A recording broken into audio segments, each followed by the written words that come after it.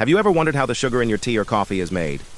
Today, we'll take you on a fascinating journey, from farms to factories, to see how sugar is made, step by step. Sugar comes from two main plants, sugarcane and sugar beet. Sugarcane grows in warm, tropical regions, while sugar beet grows in cooler climates. These plants use sunlight, water, and nutrients to store sugar naturally inside their stalks or roots. Once fully grown, the crops are harvested. Sugarcane is cut close to the ground, and sugar beets are pulled from the soil. They are quickly transported to the sugar factory to keep the sugar fresh. At the factory, the crops are thoroughly washed to remove dirt and leaves. Sugarcane is crushed to squeeze out the juice, while sugar beets are sliced and soaked in hot water. This process extracts raw sugar juice. The raw juice contains impurities. To clean it, lime and heat are added.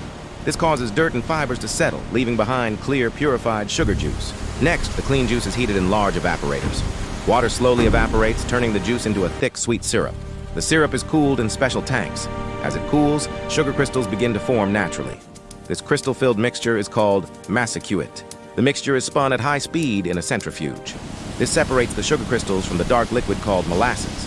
The sugar crystals are dried with warm air and then cooled. This prevents clumping and prepares the sugar for storage. For white sugar, the crystals go through additional refining. This removes color and remaining impurities, producing pure white sugar. Finally, the sugar is packed into bags and packets. It's now ready to be shipped to stores and eventually to your kitchen. And that's how sugar is made, from fields to factories to your table. If you enjoyed this video, don't forget to like, share, and subscribe for more amazing food journeys.